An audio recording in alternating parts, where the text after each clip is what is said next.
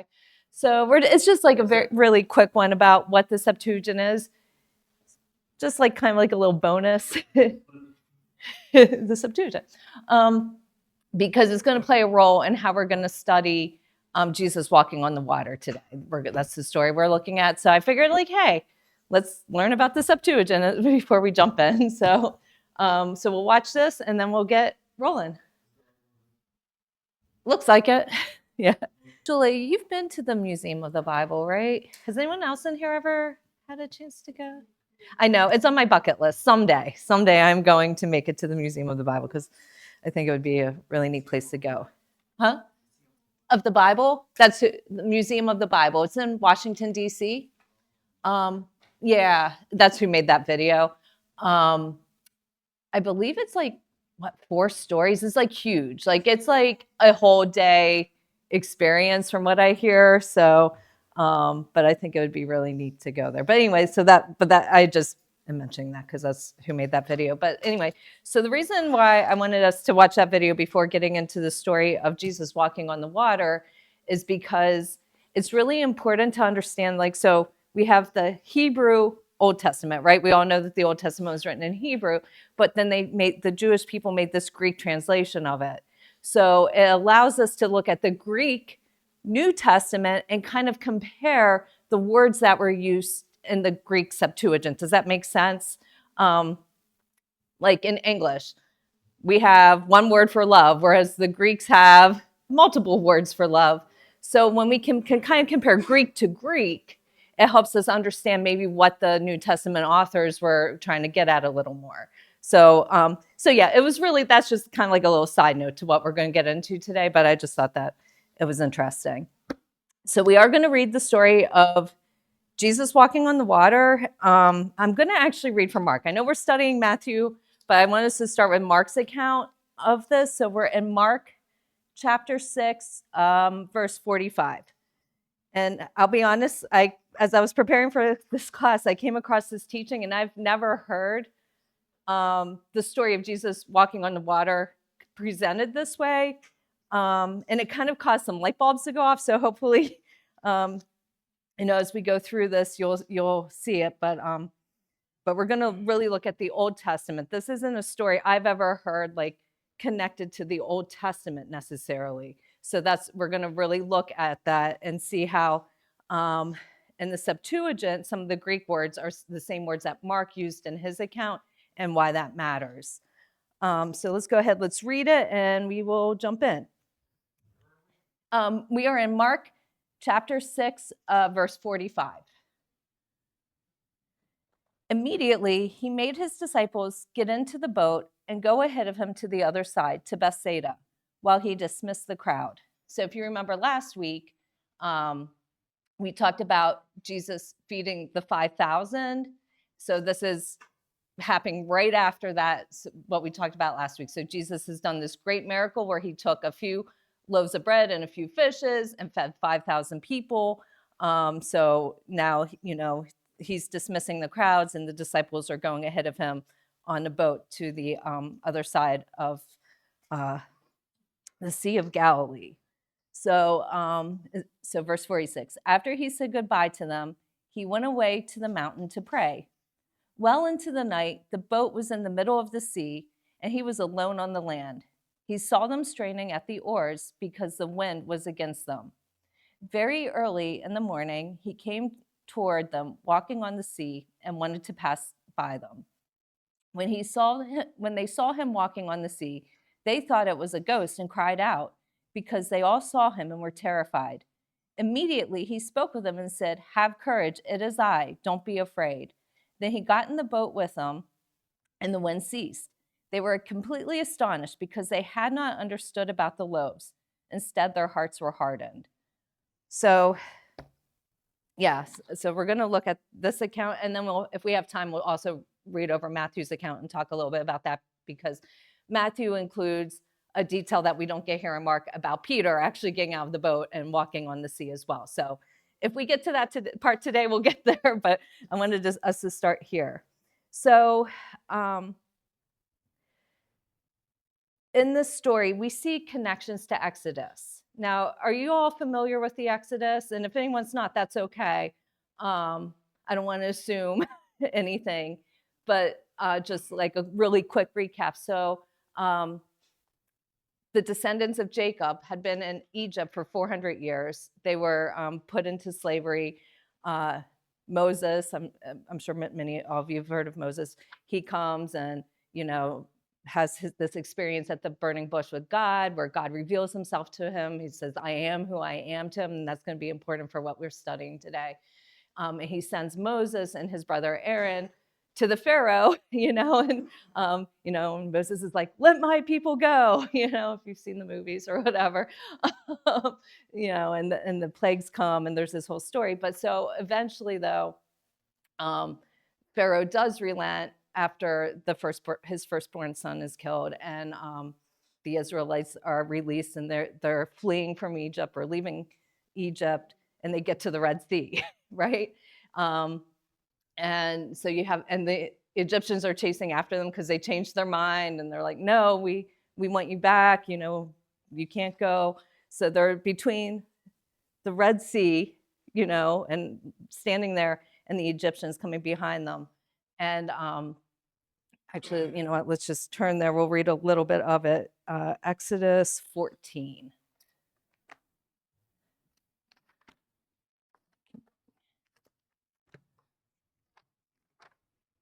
Let's see where we want to start. So, so they're in this bad place, how do we go forward? We can't go back, kind of stuck between a rock and a hard place, so to speak. So let's see here. Yeah, let's start Exodus 14, verse 10. As Pharaoh approached, the Israelites looked up, and there were Egyptians coming after them. The Israelites were terrified and cried out to the Lord for help. They said to Moses, is it because there are no graves in Egypt that you have taken us away to die in the wilderness? What have you done to us by bringing us out of Egypt? Isn't this what we told you in Egypt? Leave us alone so that we may serve the Egyptians. It would have been better for us to serve the Egyptians than to die in the wilderness. But Moses said to the people, don't be afraid. Stand firm and see the Lord's salvation that he will accomplish for you today. For the Egyptians you see today, you will never see again. The Lord will fight for you, and you must be quiet. The Lord said to Moses, why are you crying out to me? Tell the Israelites to break camp. As for you, lift up your staff, stretch out your hand over the sea, and divide it, so that the Israelites can go through the sea on dry ground. As for me, I am going to harden the hearts of the Egyptians so that they will go in after them, and I will receive glory by means of Pharaoh, all his army, and his chariots and horsemen. The Egyptians will know that I am the Lord when I receive glory through Pharaoh, his chariots, and his horsemen. Then the angel of the Lord, who was going in front of the Israelite forces, moved and went behind them. The pillar of cloud moved in front of them. The pillar of cloud moved from in front of them and stood behind them. It came between the Egyptians and the Israelite forces. There was cloud and darkness. It lit up the night, and neither group came near the other all night long. Then Moses stretched out his hand over the sea.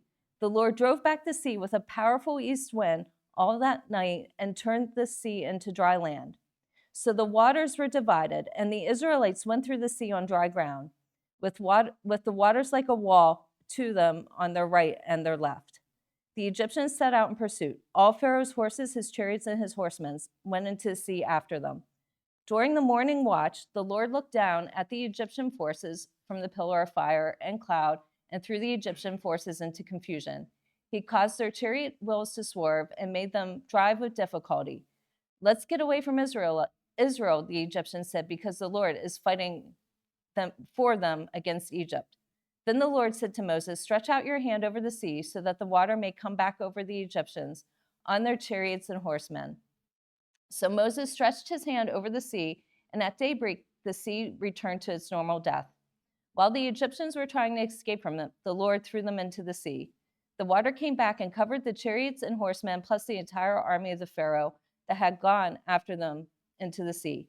Not even one of them had survived.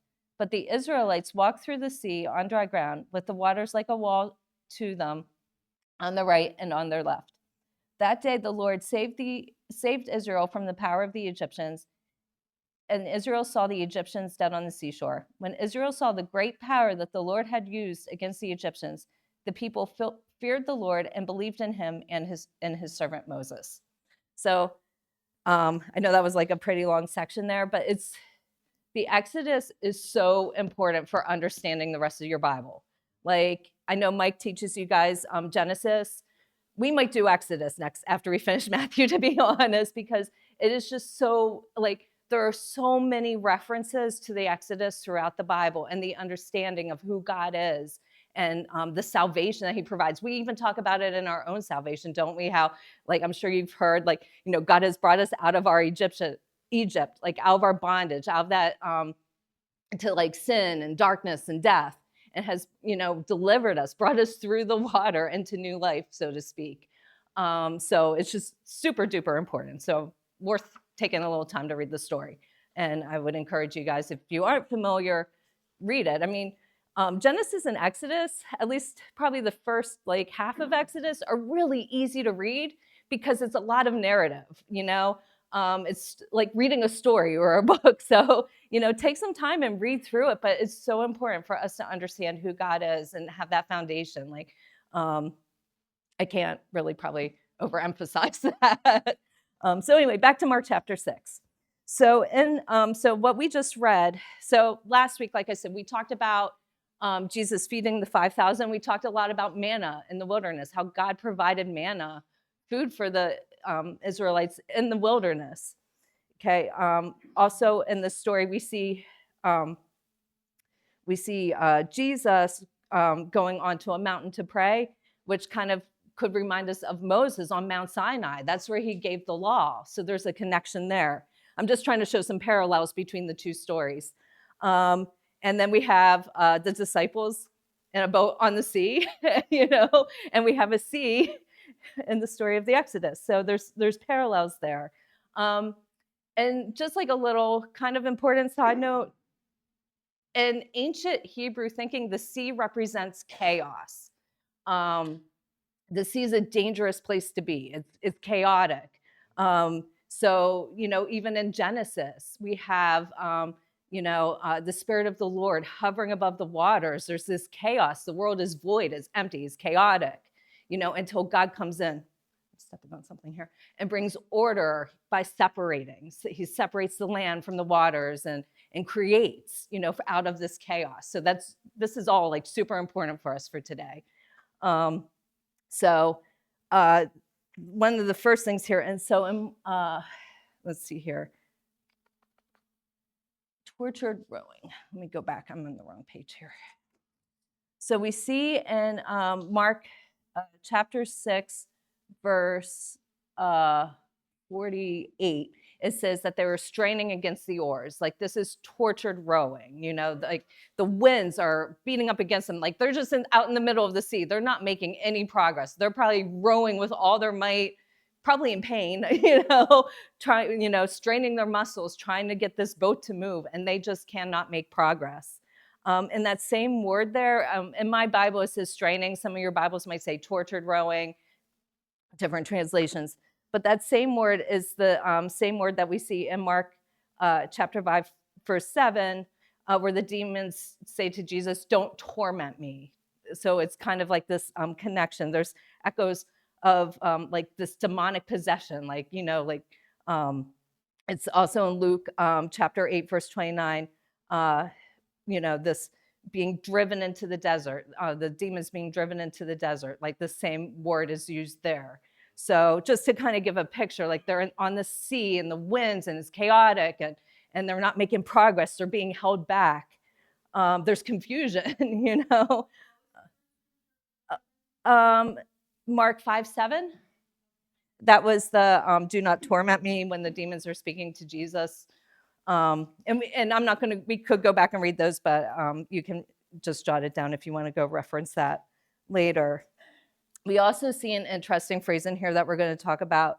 Mark mentions that Jesus meant to pass them by or pass by them, which I've never really understood that. I mean, like, when you guys are reading the Bible, do you ever have questions like, what does that even mean?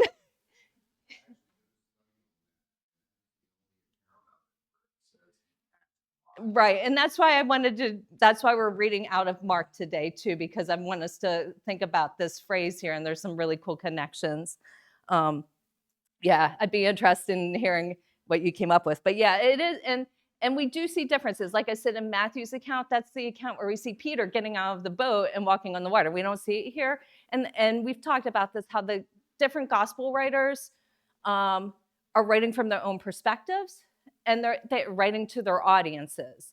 So, we might see differences, but that doesn't mean that they're contradictions. Like, this isn't a contradiction to Matthew's account. It's just that we're drawing out different details of what happened, for the stories that the gospel writers are trying to portray, where the points that they're trying to really bring to light for us.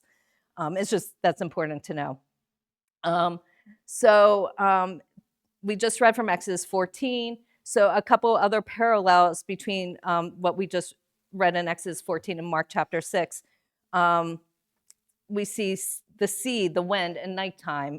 You'll in Exodus 14:21. There's, obviously we're talking about a sea there, and the wind came and blew the waters apart. And nighttime is mentioned, same as here. We also have in Exodus 14:24. Let me go back there just so I get this right. But there was like the early morning watch, and so in Mark it says it was the fourth watch of the night. So we're talking probably about dawn time, maybe between 4 and 6 in the morning. Okay, yeah, so early in the morning. So there is a parallel there in Exodus 14:24. And then in Mark chapter 6, verse 50, and Exodus 14:13, the people both cry out, they're in peril, they're in danger, and they're both told, take courage. So I don't think that these are coincidences, that Mark is using a lot of the language from the Exodus in his account here of Jesus walking on the water. Jesus wasn't walking on the water because he was just like, oh, I'm going to do a magic trick for these guys, or some parlor trick, or, it wasn't some weird flex, Jesus is walking on the water. Like, this story has purpose, and I think we're meant to connect it to the Exodus. Both my translations here, both in my NIV it says in verse 45, immediately Jesus made his disciples get into the boat. And then my Amplified said Jesus immediately insisted that his disciples get into the boat and go ahead. That's what happened in the Exodus as well. Mm-hmm. Yeah. You heard what they said when they got to the water. It was like, hey, get going. Yeah, get going. Yeah, I didn't think about that one, but yeah, you're right. Like, both cases, God's like, hey, no, get moving. Yeah, that's a good point. I hadn't made that one connection, but that's another connection there between the two stories. So let's go to this phrase where Mark tells us that Jesus meant to pass by them or pass them by. So the Greek word, and I'm not going to say this right, I don't know Greek. One of these days I will, is parakomai. It doesn't really matter, but it's this word here in the Greek that Mark uses for pass them by is the same word that the Septuagint authors translate in the Old Testament in a few very specific places. And we're going to look at those because this is really, really important. So Exodus 33:19. And this is why I wanted us to kind of watch the video about the Septuagint too, because we're comparing Greek to Greek. This is the how the Jewish people had translated their Torah into Greek. It's the very same word that Mark uses here. So that was Exodus 33:19.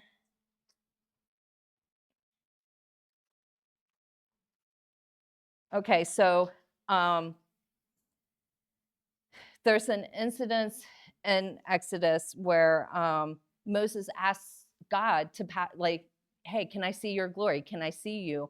So God hides Moses in the cleft of a rock. He's like, you can't, you're not going to be able to handle, like his glory just would have been too much. It probably would have killed Moses, to be honest. I mean, this holiness. But he's like, I'll pass by, and you can see my back, basically. So that's what's happening here in this. So in Exodus 33:19, he says, I will cause all my goodness to pass in front of you, and I will proclaim the name of the Lord before you. I will be gracious with whom I will be gracious, and I will have compassion on whom I will have compassion. So here we have that same word, that paracome. I don't know what, you know what I'm talking about. The same word for pass by in the Greek that Mark uses is here when God's telling Moses, I will pass by in front of you. 33:19. Yep. And we also see this same word in 33:22, just a little bit. And when my glory passes by, I will put you in the crevice of the rock and cover you with my hand until I have passed by.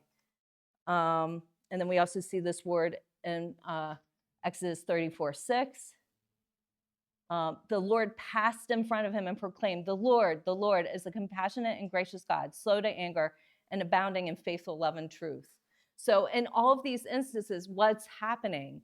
God is revealing himself to Moses here in that same word. This isn't a coincidence that this is what Mark is talking about when we read this in his account of Jesus walking on the water. When he says pass by, Jesus wasn't like, oh, I see y'all struggling over here, but I'll peace, I'll see you on the other side. No, this is purposeful.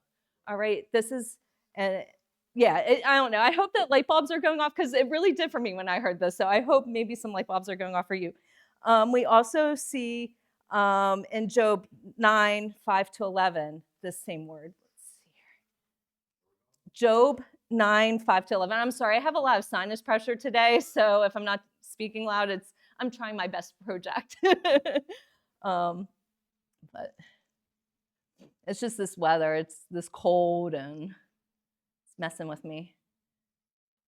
I need to pray for spring. So that was Job 9:5-11.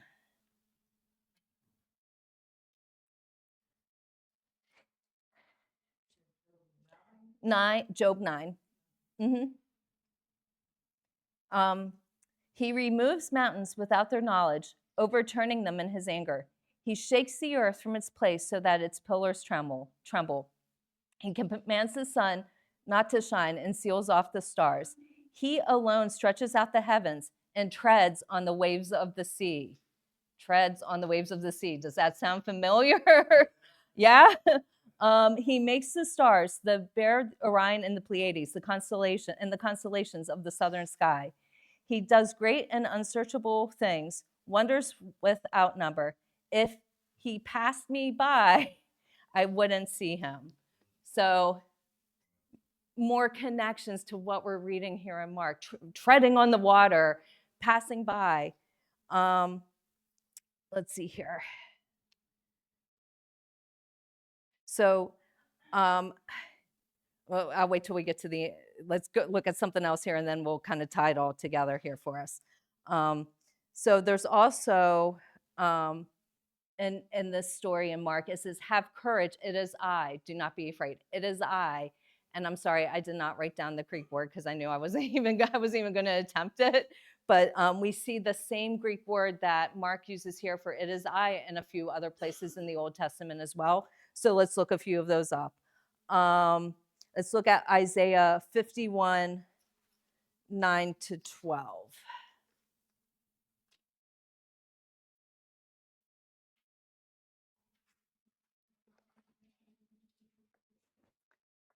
Let's see here.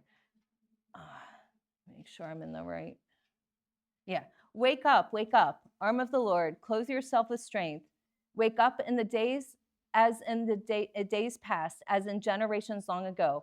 Wasn't it you who hacked Rahab to pieces, who pierced the sea monster? And that's just kind of some mythological language. I tried to look up Rahab and what that meant here, because we're not talking about Rahab from Jericho. Yeah, and it's poetical language for Egypt is what just in case any of y'all were wondering, that was what when I looked that up, that's what I found. Wasn't it you who dried up the sea? Once again, reflecting back on the Exodus, right? the waters of the great deep, who made the seabed into a road for the redeemed to pass over. And the redeemed of the Lord will return and come to Zion with singing, crowned with unending joy. Joy and gladness will overtake them, and sorrow and sighing will flee. I am the one who comforts you. Who are you that you should fear humans who die, or a son of man who is given up like grass? So right there in verse 12, I am he who comforts you. It's the same word that Mark uses. And I believe it's also the same word for Moses at the burning bush. I am who I am. That in the Greek translation of the Old Testament, it's the same word that Mark uses. Mhm.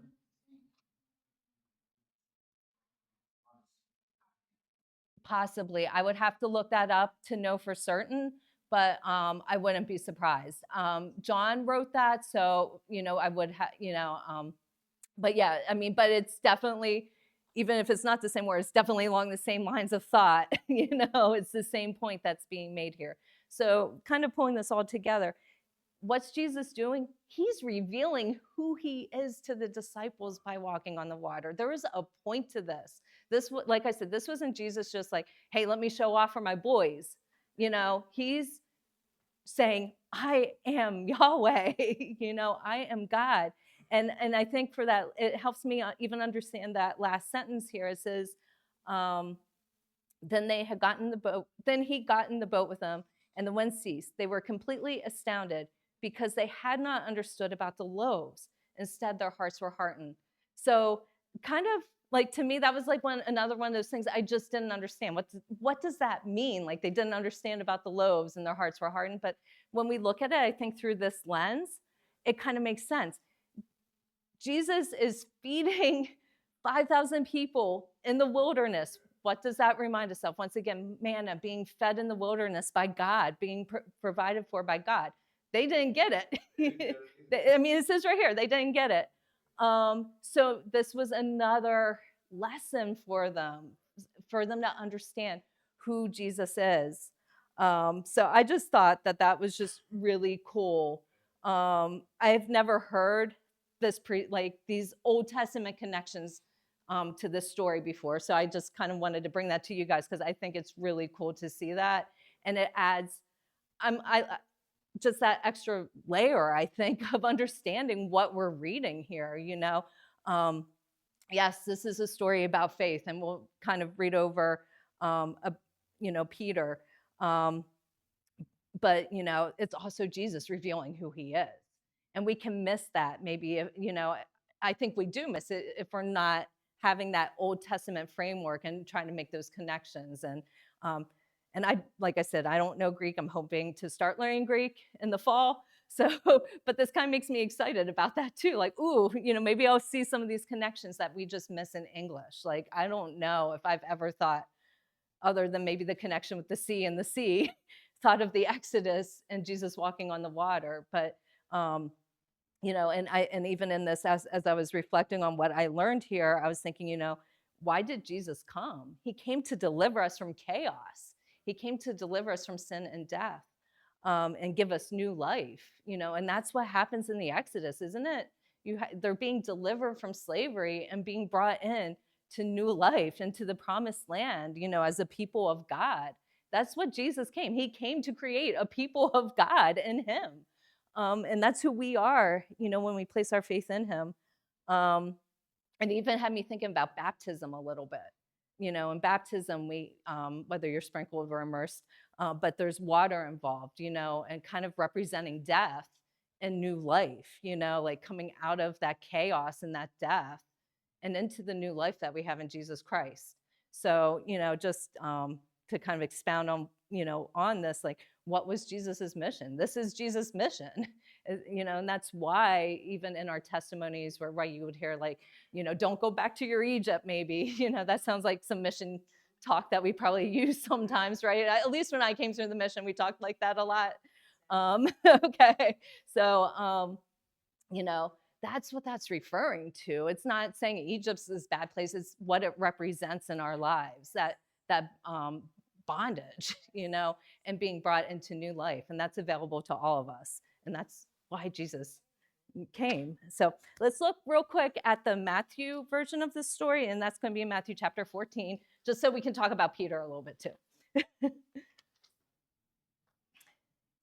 And let's see here, Matthew chapter 14, verse 22. I'll just read over the whole story. Again, we're not going to talk about everything that we just talked about. Again, we're just going to focus mostly on Peter for the end of class here. So immediately he made the disciples get into the boat and go ahead of them to the other side while he dismissed the crowds. After dismissing the crowds, he went up to the mountain by himself to pray. Well into the night, he was alone there. Meanwhile, the boat was already some distance from land, battered by the waves because the wind was against them. Jesus came toward them, walking on the sea, very early in the morning. When the disciples saw him walking on the sea, they were terrified. "It's a ghost," they said, and they cried out in fear. Immediately, Jesus spoke to them. "Have courage. It is I. Don't be afraid." "Lord, if it's you," Peter answered him, "command me to come to you on the water." He said, "Come." And climbing out of the boat, Peter started walking on the water and came toward Jesus. But when he saw the strength of the wind, he was afraid, and beginning to sink, he cried out, "Lord, save me." Immediately, Jesus reached out his hand, caught hold of him, and said to him, "You of little faith, why did you doubt?" When they got into the boat, the wind ceased. Then those in the boat worshipped him and said, "Truly, you are the Son of God." So Peter, I can only imagine what was going on in the boat when Peter's like climbing out. Like they're probably like, "No, what are you doing? Come back." But Peter got out of the boat, and I know this is a very familiar story. I think even people who didn't grow up in church are very familiar with the story of Jesus walking on the water. It's an artwork, but he gets out of the boat and he starts doing it. Like, I mean, my impression from reading this is he's walking on water towards Jesus. He's doing the thing. But then he gets distracted. He sees the waves and the wind, and he starts to sink. And Jesus saves him, and it says, "Why, oh you of little faith, why did you doubt?" And how often is that for us? We're doing the thing. We're walking with the Lord. We got our eyes fixed on him, and then we see a big wave coming towards us, whatever that might be, and we start to doubt. We start to flounder a little. And I did make a little note here that this word doubt here, it's not so much like that Peter just started unbelieving in Jesus, like we're, entered in this state of unbelief, but it was just like this wavering, being between two minds, uncertainty, a conflict between the evidence of his senses and the invitation of Jesus. And that happens to us sometimes. Yeah. Abraham was between Ai and Bethel. Bethel means house of the Lord. Mm-hmm. Yeah. Yeah. Oh, yeah. Yeah. Yeah. Yeah. Right. Yeah. And it's just, it's so important that we keep our eyes fixed on Jesus, and we are going to waver. I have moments I waver and feel and I don't like that feeling, to be honest, to be like, have you ever just felt like between two minds, so to speak, like where you're believing, but then you're seeing this and you aren't sure. And it's like all this uncertainty. Can I trust God? I don't like that feeling. I like to just be full steam ahead, but it happens to all of us. But even in that, Jesus is merciful. We see he reaches and he doesn't let Peter drown. He reaches down, he picks Peter up, and and it's the same with us too. He's so gracious and patient with us, even when we do let our circumstances move us. It's hard because we see things like our circumstances. It's hard not to be moved by external things, right? It is. I mean, we're human, but I really believe as we work to be just built on Jesus Christ and centered on Jesus Christ and focused on Jesus Christ, those external things can affect us less and less. We don't have to be moved. We don't have to react to what's happening to us. We can actually seek the Lord and act in wisdom and faith as we go through situations and circumstances. And that's, what we're supposed to be doing. That's what we're all, and it's lifelong, I mean, I can stand here and say that, and then something can happen to me this afternoon, and I'll be like, wait, why did I just act like a dummy, but even in that, Jesus is gracious, and we learn and we grow. We don't stay there too, we have to keep learning and growing, even in our mistakes, even when we flounder, and just keep seeking after the Lord. And yeah, so let me see if there was anything. Yeah, I think that's pretty much all I had for you guys today. Any questions, any other thoughts, or anything like that? Yeah.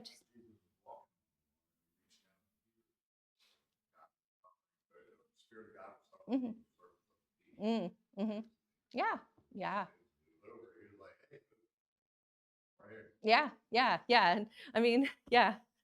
I imagine that was just such a cool experience for even in like not necessarily the sinking part, but just the whole scene, when yeah. Between 3 and 6 a.m., how dark it is out there. Plus a cloud cover. Uh-huh. You got thunder and lightning. It's no wonder they thought it was a ghost, right? I think I saw your hand up. Yeah.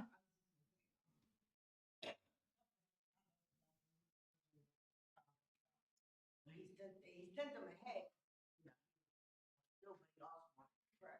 Mm-hmm. And he was just sending them to the other side, and we talked about passing by, he did. Like,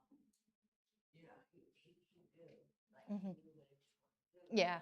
So he, and he was going to walk over, catch up with him, Mm-hmm. Yeah. Yeah. Jesus wasn't worried about the storm, right? Yeah. No. Yeah. Yeah. Yeah. Yeah. Yeah. Uh-huh. And even in that, that wasn't easy for the disciples in that storm. I mean, it was tortured rowing. It was hard. They were scared. They were probably fearing for their lives. We do go through tests and trials sometimes, like that. But and I guess for him walking on the water to show them, like, hey, yeah, I've got this. I've got this. Like I have authority over the wind and the waves. Like you don't have to be scared of these things. Yeah. Yeah. Yeah. Yeah. Yeah. Amen. Go ahead.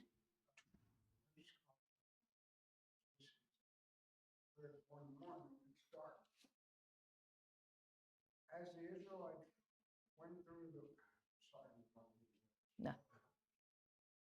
the Israelites passed through water, and fire. Mhm. Yeah. Word to see him, you had to be light and wet. Hmm. Yeah. Yeah. I wonder how they saw this. Like, what did their eyes actually see in this situation? Yeah. Yeah. Yeah. Yeah. Yeah. Uh-huh. That's a really interesting thought there. Like, was he like a pillar of fire? Yeah, kind of, so to speak. Yeah, somehow. Yeah. Interesting thought. Patrick, did you? I know that God can make the waves calm down. He can create the waves like he did with Jonah to get him to where he needs to go. So I just think there's more to him being in control of the waves, rather he might even be the actuator of all of what's happening for the benefit of his disciples. Yeah. Yeah, absolutely. I mean, Maybe the storm is not something that just happened. It's something created, occasion. like this storm was purposeful. This was meant to like they needed to go through this to learn this lesson. Absolutely. God is sovereign. He's sovereign over all. So he's not surprised when we end up in these storms. And sometimes you're right. Whether it's he allows them or he even kind of sends them so that we can grow. And I've said this a million times, and I'll probably say it a million more. We don't grow when everything's easy, when there's no challenges and trials and testing. We grow in the testing and the trials as we learn we can trust God. That's how we grow. And isn't that what we're supposed to be doing? Yeah. Jason, and then we'll turn it over to the COD.